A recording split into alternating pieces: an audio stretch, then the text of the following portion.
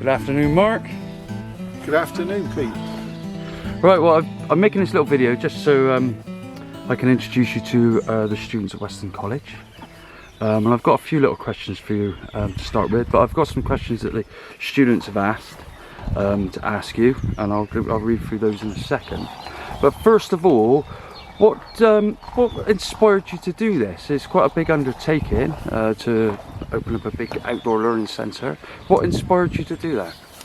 Okay, well, a very good friend of mine has a son who was born with difficulties, and my friend found it very difficult to get him into places where he could learn about the outdoors, learning about animals and experiencing life on a farm, or in fact any other type of education or experience. And when I listened to his story about how difficult he was finding it, I just thought, I can do something. So I thought about various types of projects. I've had a passion for chilies for about 15 years, although I've never had the time to spend on it. So I thought, why don't we create a chili farm with small animals to give youngsters an experience in the outdoors. Brilliant. Okay, and so my second question really is, what do you think this will look like when it's complete? I know you've been working flat out non-stop for the past couple of months to get this up and running. What do you think when you've actually got it all done it's going to look like? You know, what do you think the experience will be? For me, the experience is I'm hoping that the young people who come up and join us, the experience will be, if I give you my simple thoughts are, we take a seed, so we take a chili seed and we plant the seed becomes a small plant, we then plant that on into a very large raised bed or grow it into the ground, and we create, excuse me, I'm really sorry, but the sheep's attacking the trees, I'm so sorry, just got distracted there. Sorry about that. So we take the seed and it grows into a small plant. We then plant it on into a raised bed and we grow chilies.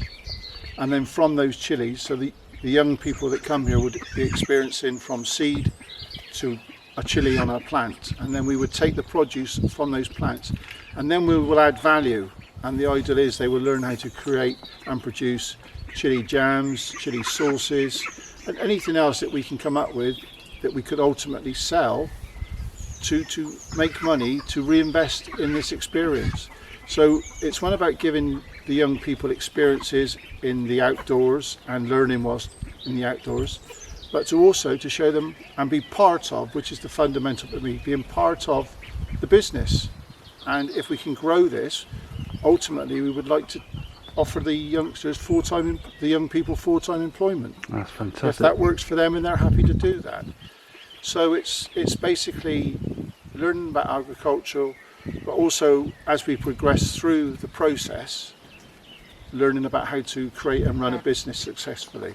Okay, and it's so obviously the chilies are going to be a large part of it. Are there going to be any other things that you'll be growing? Yeah, so we probably have about 200 tomato plants already we've brought on from seed this year. We've got cucumbers we're bringing on from seed. We've got sweet corn, radish. I've seen the polytunnels are full of different things. Yeah, so that's just to give you a feel of what we're achieving. So in total we've got about 400 foot of polytunnel. Wow. And to be honest, we're pretty much at capacity already. And we will take the likes of tomatoes and we'll make chutneys out of it. And when we come to sell the produce, we want the young people to be part of the full process. So they'll come to the farmers markets, they'll come with me to meet companies that will buy the produce. So we know pubs that we know where the landlords would buy it to be using their produce. So it could be the chilies they buy or the sauces or the jams, whatever produce we buy. But I want the young people to be fully part, so they'll come to all the sales negotiation meetings, the contracts, the supply, plus producing the products. Wow, that's fantastic. So tomatoes is a big one for us because you can make some really nice chutneys and sauces using tomatoes. I can't help noticing all the animals that I'm surrounded by, so that's obviously part of it as well, part of the vision. This is a great thing. So we want the young people, unfortunately with coronavirus as it is, but we were bringing on lots of different birds. So we'll show you, I'm sure you in a minute, Pete, you can take a little video, but we've got Indian runner ducks we brought on.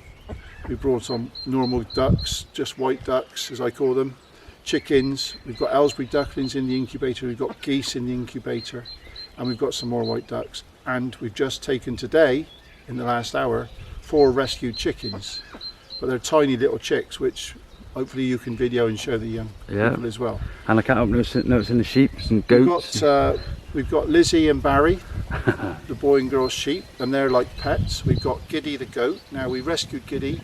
He was getting bullied by his brothers, and we were asked if we could take him into the farm, and he's settled in very well, and he's more like a sheep than a goat. And we're also hopefully going to be adopting a small family of llamas when the world's back on a normal footing. So it's a mum and dad and a 10-month-old boy. Okay, my final question is then, what do you think the benefits are, and the positive impact of students coming to Butcombe Farm? For me, I was brought up in a city.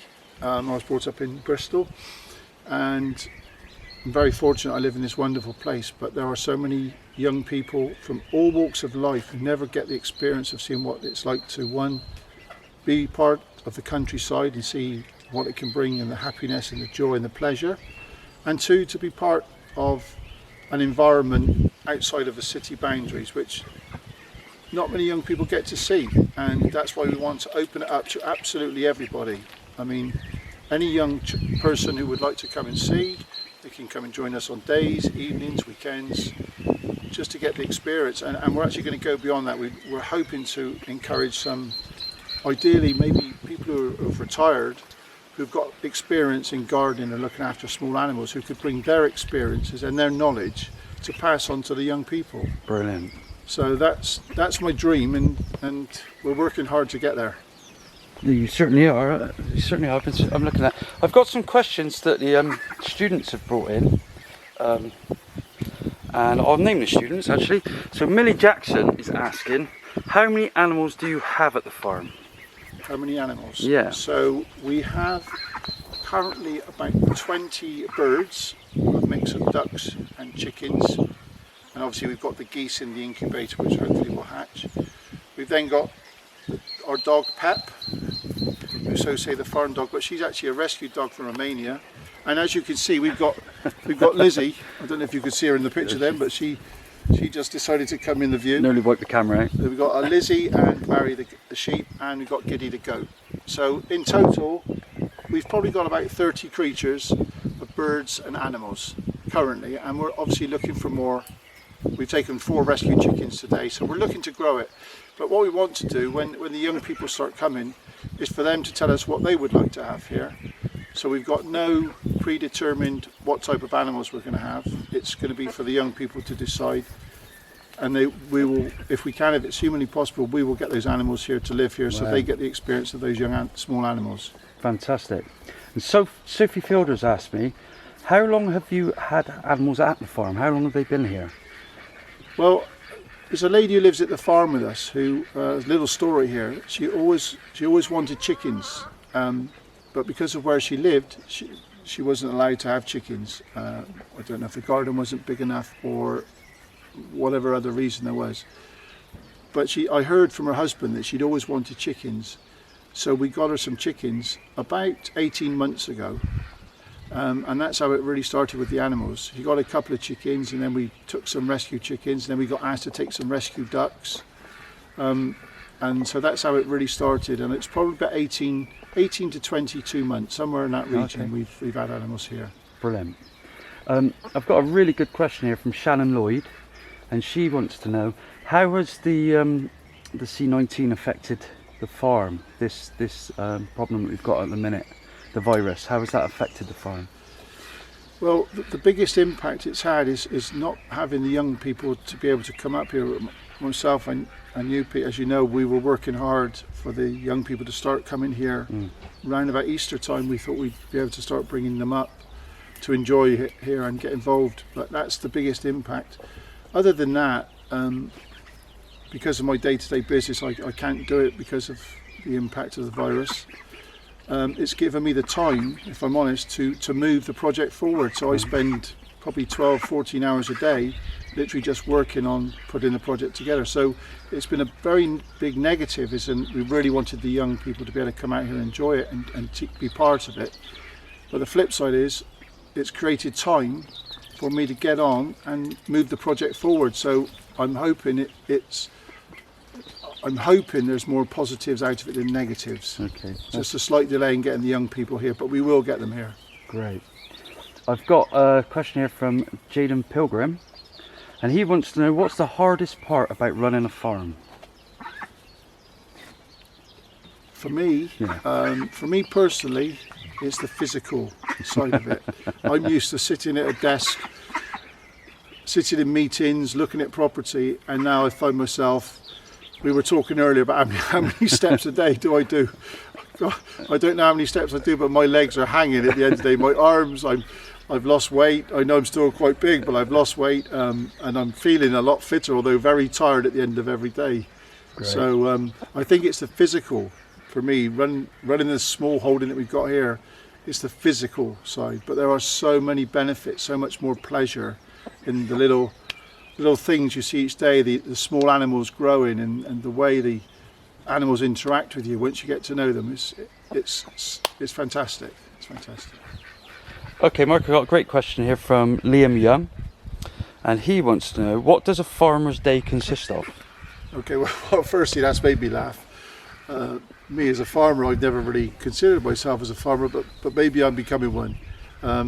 What my day consists of, I will get up around about 6:30, quick cup of tea, and then I come up to see the animals in the field, the goats and the sheep and the chickens and ducks, make sure they're all okay. I give the ducklings, the small ducklings and small chickens that are in a kept-in run, I give them bread and milk, which they seem to eat more and more by the day as they grow. I think we're up to about four to six toasty thick slices a day now. They're a bit between them. So I do that. I take a small video to show them people what we're up to. I then go and check the incubator, which consists of just checking the eggs, making sure the fertile ones are doing okay, making sure they're turning okay, and the humidity and the temperatures are spot on. It's quite important you control that correctly to make sure they hatch okay. I then go to a place where we keep our little chickens in the house at the moment when they first hatch, under a heat lamp. Check them, clean their bedding, give them bread and milk, chick feed and milk, and water. And then my day consists of going to the polytunnels and looking after all the crops that we're bringing on, with the main focus being on bringing chilli plants from seeds. Now we've got, this year I would suggest we will probably have about 37 varieties of chilli and about 150 plants, and that's our first year. So my time is quite taken up bringing those on, feeding them, de-weeding, all the things that people do in their garden, but within a polytunnel for this purpose. And then it's going around and checking on the animals in the afternoon, and back to the gardening, because obviously being our first year, we need to bring the chilli plants on. They last for 5 years, so once the crop starts producing, they'll last for 5 years. So this is the busy part, making sure it all works. And I'm still learning how to use a tractor, I'm still learning how to use a rotavator, I'm still learning how to use a chainsaw. It's all new to me. So I've never been in this world before, so it's all new. So it's quite a busy day. It can be quite varied. We've just created an orchard, which I'm sure you can show them on the video. So we've created an orchard. We've done about 175 trees. They're all fruit trees. We've got a mix of cherry, plum, pear and apple. And we've just yesterday procured another 135 fruit trees, which will be planted around Butcombe. And this will produce a lot of fruit. If the fruit falls, it can feed the animals, because the birds and the animals are in the fields where a lot of the trees are. Other than that, then we'll possibly look at selling the fruit on, like we will with the chilies, and maybe adding some value. Maybe we'll be looking at maybe making some cider on a small scale. We've bought some equipment to be able to do that, but I think once we've got the amount of produce and we can see what we've got, then we'll make a decision. Long term, my goal and my dream is to have our own vineyard here, and we've got about 20 acres which we would like to allocate as a vineyard. but that will take another year or two to get that in place. So that will make our day longer, but more enjoyable and more interesting as we go along. Fantastic. And finally, I've got a question from George Fisher, and he wants to know, would there be any jobs or voluntary work at the farm for someone who is really interested in working with animals? Okay, so from the animals perspective, absolutely anybody who would enjoy the experience of working with animals, looking after the animals, yes, we would love as many volunteers as would like to come up. That's what we're about. I'm not really sure about a business with the animals. Maybe we look at eggs. That would be, we're not really having animals to produce meat from. We may look at selling eggs if the volume becomes sufficient. But regarding the business side really will be more on the chili side. And as I said earlier, it's basically, from my experience of running businesses, I would like to, with your expertise, Pete, of growing produce, together we can show the young people from a seed to go into a farmer's market, to go into wholesalers, to shops, to pubs, places that would use the produce once we've added some value to it. So we'll sell the raw produce, be it a chili, a tomato, but we'll add value, and within that scheme or that project is when we would like to employ people. So we would like young people to start learning about the seed but be employed through the whole process, and if we can grow the business sufficiently, then there's full-time employment available. But it's early days, so we have to be careful, little steps as we progress and grow the business. But ultimately, if we could have some young people who really desire to be in this industry and this type of employment, for me, that would be fantastic, and that would be a very big tick in the box for Mark Lewis. Brilliant. Well, it's been a pleasure to meet you today, Mark. And every time I come up here, it seems to be another step on and another step on. So it's a fantastic environment, and I'm really looking forward to bringing the students out here to meet you in person. But it'll be really nice to get some feedback from the students after they've seen this interview, and I'll definitely be passing that on to you. Okay, any further questions after they've watched it? I've never really done anything like this before, but I'm more than happy to take any more questions anyone's got. So I look forward to it. Thank you very much, Mark. And thank you.